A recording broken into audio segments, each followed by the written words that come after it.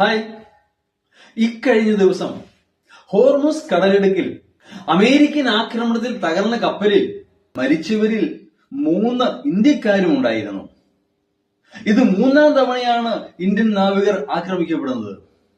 എന്നിട്ടും ഇന്ത്യൻ പ്രധാനമന്ത്രി മൗനം. അദ്ദേഹം ഇതുവരെയും പ്രതികരിച്ചിട്ടില്ല. ഒരുപക്ഷേ ഇന്ത്യയുടെ വിദേശ നയത്തിന്റെ സമ്പൂർണ്ണ പരാജയം കൊണ്ടാണ് ഇങ്ങനെ സംഭവിച്ചതെന്ന് ഞാൻ പറയും.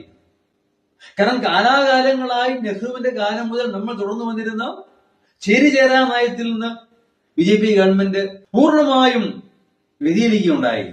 പാലസ്തീൻ ജനതയെ ചവിട്ടി വഹിച്ചപ്പോൾ ഇന്ത്യ പറഞ്ഞത് ഞങ്ങൾ ഇസ്രായേലിനൊപ്പമാണ് എന്നാണ്.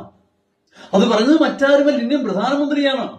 ഇന്ത്യക്ക് പറയാമായിരുന്നു ഇസ്രായേലിന് തങ്ങളുടെ അതിർത്തി സംരക്ഷിക്കാൻ അവകാശമുണ്ട്, എന്നാൽ പാലസ്തീനിലെ നിരപരാധികളെ കൊന്നൊടുക്കാൻ പാടില്ല.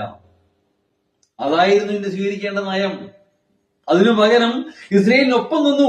അതുകൊണ്ട് ഇറാന്റെയും ശത്രു പിടിച്ചു പറ്റാൻ കാരണമായി തീർന്നു. അതുകൊണ്ട് തന്നെ ഇറാന് ഇന്ത്യയോട് യാതൊരു താല്പര്യവും ഇല്ലാത്തത്. ഒരു രാഷ്ട്രത്തിന് വിദേശ നയം എന്ന് പറയുന്നത് തങ്ങളുടെ താല്പര്യങ്ങൾ സംരക്ഷിക്കുക എന്നുള്ളതായിരിക്കണം. അങ്ങനെയാണെങ്കിൽ പോലും ഇറാനോട് കൂടുതൽ ചേർന്ന് നിൽക്കേണ്ടത് ഇന്ത്യൻ താല്പര്യങ്ങൾക്ക് ആവശ്യമാണ്. പക്ഷെ അവിടെ സാധാരണക്കാർ പോലും ക്രൂഡ് ഓയിലും മറ്റുമൊക്കെ വണ്ടിയിലും സഞ്ചിയിലും ബോട്ടിലും ഒക്കെ അടുത്ത രാഷ്ട്രങ്ങളിൽ കടത്താറുണ്ട്. ഉപയോഗ മാർഗമാണ്. അവിടെ ഒരു തെറ്റൊന്നുമല്ല. 2 രൂപയ്ക്ക് വരെ കിട്ടും 1 ലിറ്റർ പെട്രോള്. ഇറാനില് അങ്ങനെയുള്ള രാഷ്ട്രത്തെ പിണക്കുന്നത് നമ്മുടെ താല്പര്യങ്ങൾക്ക് അനുയോജ്യമാണോ? ഒരിക്കലുമല്ല. ഒരുപക്ഷെ ഇറാനോട് നല്ല ബന്ധമായിരുന്നെങ്കിൽ ഇന്ത്യ ഇപ്പൊ അനുഭവിക്കുന്ന ക്രൂഡ് ഓയിൽ ദൗർലഭ്യം ഉണ്ടാകുമായിരുന്നില്ല. അതിലെല്ലാം ഉപരി ഈ യുദ്ധത്തിന്റെ യഥാർത്ഥ ബെനിഫിഷ്യറീസ്, ഗുണഭോക്താക്കൾ പാകിസ്ഥാനാണ്. ഒന്ന്, അവർക്ക് യഥേഷ്ടം പെട്രോളിയം ഉൽപ്പന്നങ്ങൾ, ക്രൂഡ് ഓയിലൊക്കെ ഇറാനിൽ നിന്ന് ലഭിക്കുന്നു കരമാർഗം. അമേരിക്കൻ സാങ്ഷൻ ഒന്നും അവരെ ബാധിക്കുന്നില്ല. അനധികൃതമായി തന്നെ അവർ കടത്തുകയാണ്, ഒരു പ്രശ്നവുമില്ല.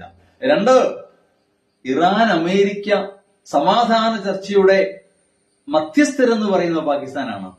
എന്ന് പറഞ്ഞാൽ നയതന്ത്ര രംഗത്ത് പാകിസ്ഥാൻ വളരെ വളരെ വളരെ ഉയരത്തിലാണ്. ഇപ്പോ ഇന്ത്യ ചിത്രത്തിലേയില്ല. അതാണ് പ്രശ്നം എന്ന് പറയുന്നത്. നാളെ ഇന്ത്യക്ക് പാകിസ്ഥാനെ ആശ്രയിക്കേണ്ട ഗതി വരുമോ എന്നുള്ളത് പോലും സംശയിക്കേണ്ടിയിരിക്കുന്നു.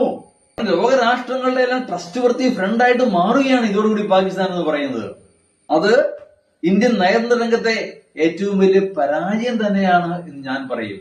അതാണ് ഞാൻ പറഞ്ഞത്, ഇന്ത്യൻ വിദേശകാര്യ നയം എന്ന് പറയുന്നത് അമ്പയെ പരാജയപ്പെട്ടിരിക്കുകയാണ്. ഇതൊക്കെ ആരോട് പറയാനോ? ഒരു കാര്യവുമില്ല. Thank you.